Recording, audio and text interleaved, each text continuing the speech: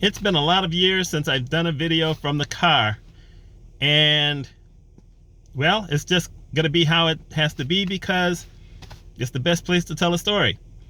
I've gone into a place called Pie Guys. I live in Central New York. I'm at a place called Pie Guys where I ordered some garlic knots and a half a ham sub because that's just the kind of subs I like. The weather has been interesting. Let me get that part out of the way. Live in Central New York, live in the Syracuse area.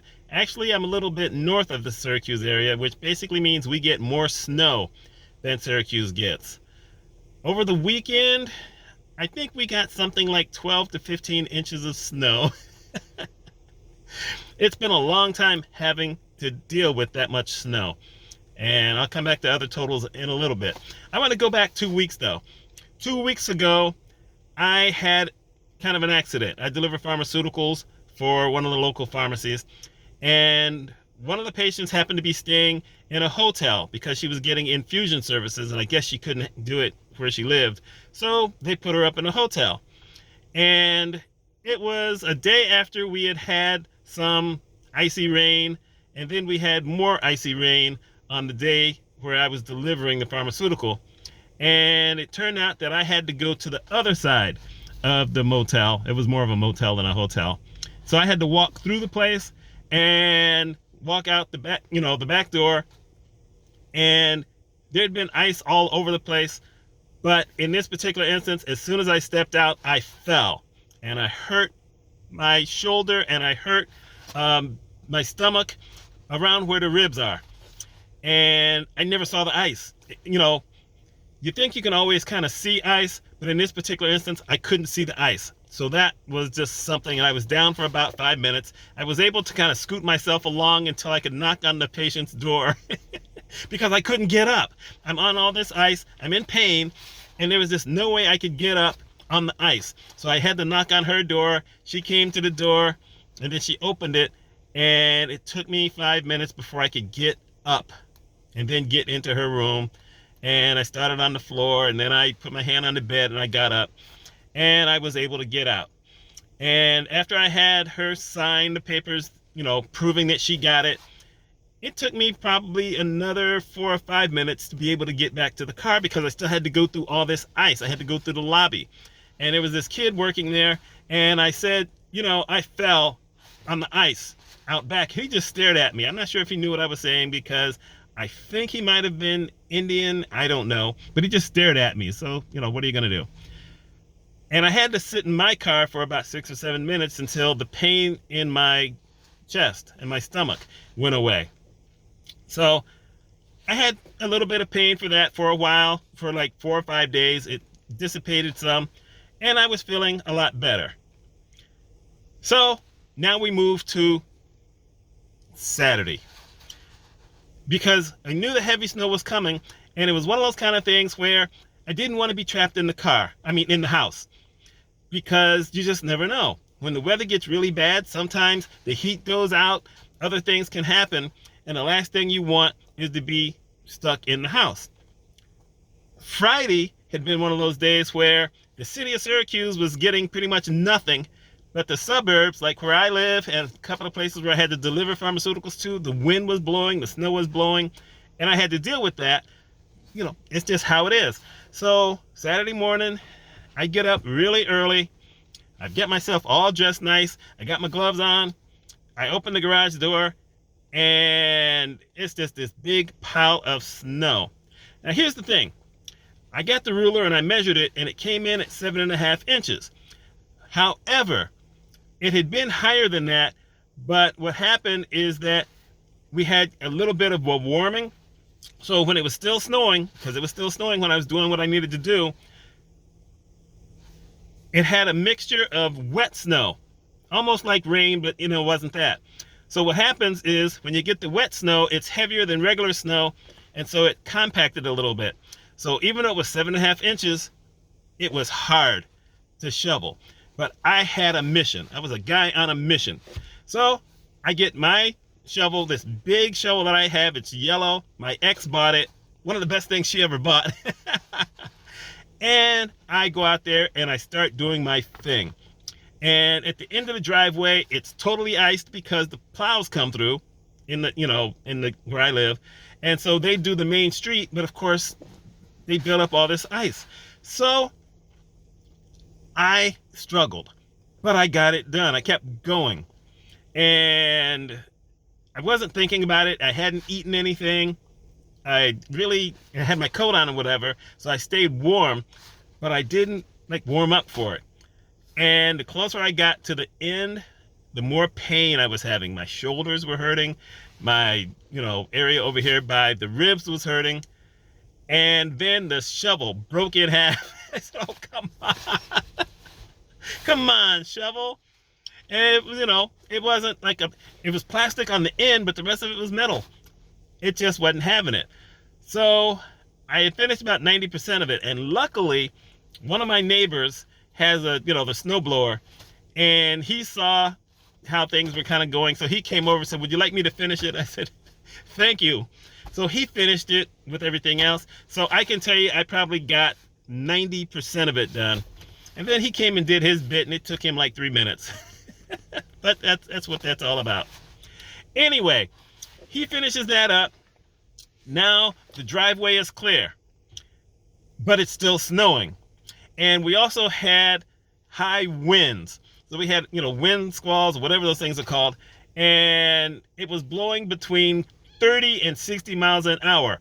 That's hard to identify with unless you're out in it. And I was in it. The lucky thing about it is that it doesn't continue blowing. So you'll have those gusts of snow, air. And that was something. Every once in a while I had to turn around so that it would, hit me in the back rather than in front of my face. Since I don't have those scarves anymore. I don't even know if people wear scarves anymore. I have to think about that. So we get it all clear. That's good. But it's still snowing. And I said, I got to go get some stuff. I was thinking, what I call my bit of logic. I need a new shovel just in case. I need to use that. I need to go get a couple of things to eat, whatever. So I pull out in the driveway and I start driving, and it's basically a whiteout. I wasn't paying attention to that, but it was a whiteout. So I couldn't see on the street I was on. I turned into the next street. There was more snow in the street than there were in some people's driveways because, like me, we had cleared our driveways. So I made it up to Wegmans because I share a backyard with this major grocery chain. This store is called Wegmans. I turned in there and I said, you know what? I'm going back, but I'm going to go ahead to McDonald's because it's only right over the, down the street. And I'm going to go ahead and get myself a large fry and a large sweet tea. And I turn in, and there's this lady who had driven herself into a snow pile. I mean, I don't know how fast she could have been going to get her car that high in. And she was older, and she was walking towards me. And I said, oh, she's going to ask me if I can help push her car. I don't have the energy for that anymore. But she gets there and she says, would you mind? Could you tell the people inside if they would call someone, ask them, call somebody to come help me get my car out? Yep, I will do that. Now I've got to stop at Wegmans and go into that instead of just going over to McDonald's. And I do that. And the lady inside says, you're going to tell me about the lady outside stuck in the snow? Yeah, I had a couple of other people tell me that. I said, thank you. You're doing a good thing. So I get back in. I go over to McDonald's. And the snow was coming down so fast that McDonald's had plowed their area twice. But the snow was still piling up. And I hit a couple of spots where the car started to spin a little bit. One place when I tried to stop so I could pay for it, the car hit this bunch of snow and it spun. I said, that's it. I've got to get home. Got to get home. Got to do it the safe way. And for once, I didn't stop at any of the stop signs. I looked real quick, didn't see anybody, said I'm driving through every single stop sign. And because they decided to shut the roads down by noon and it was 11:45, traffic was starting to slow down. And it's like, oh my goodness.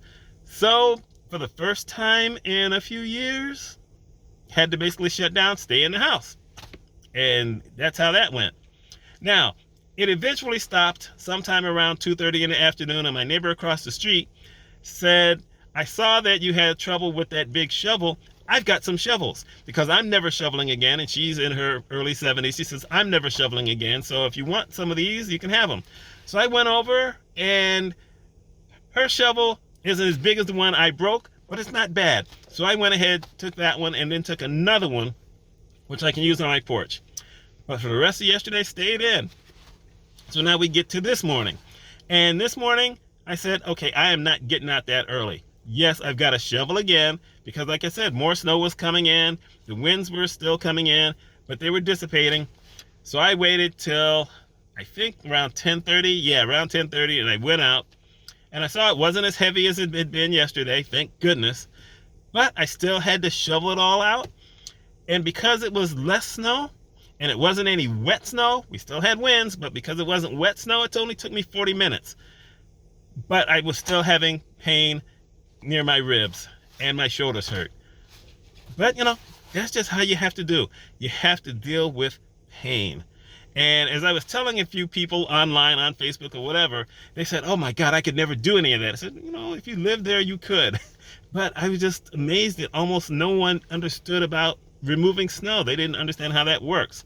I guess if you live in California, I can understand them not understanding. But, people in Philadelphia, my thought was, you live on the East Coast. Don't you get snow? It seems that's a very rare event. So here you go. I mean, we're about to hit 100 inches easy. So there that is. Anyway, I get out of the house, and I go to a place called Ace Hardware because I need to buy more rock salt. That helps to melt the ice. And I had bought some on Friday, and it had done a little bit of the work. It hadn't done enough, but it did some. So I go in, and a lady said, we're out again.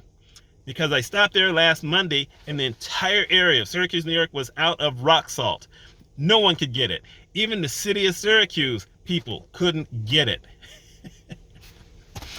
So she said, we may have some in Thursday. I said, okay, you know what? I'll be back on Thursday because, we need to have that. You don't want to take any chances of somebody falling on your property because then you're going to have to, pay for that through your insurance. I don't want any of that. So right now I'm sitting here in the car. I'm getting ready to go in, get my pizza. I didn't get pizza, goodness. Get my garlic bites, garlic balls, whatever. Get my half a sub, go home, relax, stay warm. Instead of going up the street to a restaurant that's going to cost me somewhere between $30 and $40, I get to go home. This is just my story. So I'm going to ask you guys a couple of questions. One, are you used to going through this kind of snow? Have you seen it in other videos? I mean, there's tons of videos. As a matter of fact, it has the video of when we had our major storm back in 1993 when we had 43 inches. As a matter of fact, there's one even before then. So, this is what Syracuse is all about. And the other question is, do you basically try to prepare yourself for pain? Do you go ahead and work through pain? Or is there a level where you just say, you know what, nah, ain't doing it? I mean, I could have called someone to come and do the driveway for me, but it was like $40. I'm not paying $40 for that. It probably would have been worth it, but I didn't do it. Anyway, that's my story. My name is Mitch Mitchell. We'll see how this goes. I hope you all have a wonderful and safe day. Bye.